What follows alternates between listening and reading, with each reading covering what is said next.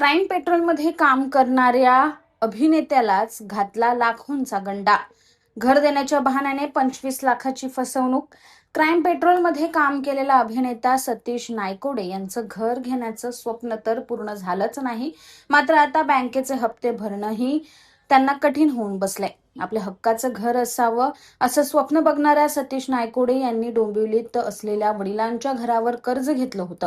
चाळीतून मोठ्या सोसायटीत घर मिळतंय हे बघून समोरच्या व्यक्तीवर विश्वास ठेवून सतीश यांनी 24.50 लाख रुपये देऊ केले. पण सगळी कागदपत्र बनावट असल्याचे खूप उशिरा लक्षात आल्याने सतीश नायकोडे यांना आपली फसवणूक झाल्याचे त्यांच्या लक्षात आले.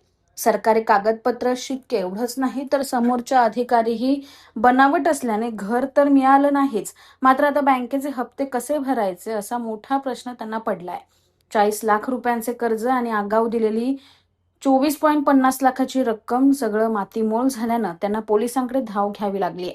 या प्रकरणात आपल्याला लवकरात लवकर न्याय मिळावा अशी अपेक्षा त्यांनी व्यक्त केली. मराठीमध्ये एक म्हण आहे की घर बांधून पाहावं, विहीर खोदून पाहावी, लग्न करून पाहावं. त्यातलं घर बांधून पाहावं हे सर्वसामान्य माणसाला समजेल मला नेमकं काय म्हणायचं आहे. मुंबईत जन्म झाला, वय वर्ष 50 आहे. स्वतःचं हक्काचं आणि स्वतःच्या मेहनतीचं एक घर असावं, 400, 450, 500 स्क्वेअर फुटाचं. उपनगरामध्ये, पश्चिम उपनगरामध्ये असावं, कारण मी ज्या इंडस्ट्रीत काम करतो, film industry, T V industry, त्यातलं मोस्टली काम हे पश्चिम उपनगरांमध्ये चालतं. तिथे घर घ्यावं ही इच्छा होती, मेहनतीने घ्यावं ही इच्छा होती. अर्थात आर्टिस्ट हे बँक आर्टिस्ट लोकांना किती पॉझिटिव्हली विचार करते लोन देताना हे सर्व श्रुत आहे. म्हणून वडिलांच्या प्रॉपर्टीवरती लोन काढावं आणि ते पैसे तिथे भरून घर घ्यावं आणि वडिलांच्या प्रॉपर्टीवर काढलेल्या लोनचे हप्ते भरावे, तितका साधा विचार होता.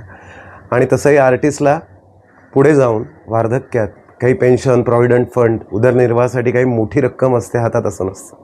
म्हणूनच एक घर घेतलं की जेणेकरून त्याच्या भाड्यापोटी गावाला जाऊन का होईना पण त्याच्या भाड्यावर जगू, इतका साधा विचार होता. म्हणून घर घेण्याचं स्वप्न बाळगलं होतं.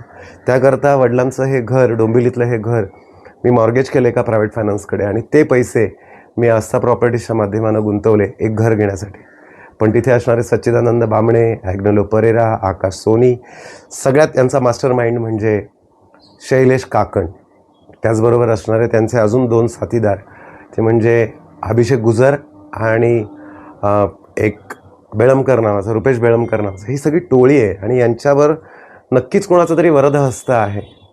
यांनी अनेक कुटुंबांची अशी फसवणूक केलेली आहे की घर देतो असं सांगून पहिलं एक नॉर्मल घर दाखवायचं, नंतर त्याचा व्यवहार होत नाही, एक मोठी रक्कम काढून घ्यायची आणि नंतर SRAचं घर दाखवायचं. साहजिकच चाळीत घर घेणाऱ्या माणसाला SRAचं घर दिसतंय, सोसायटीत दिसतंय, लिफ्ट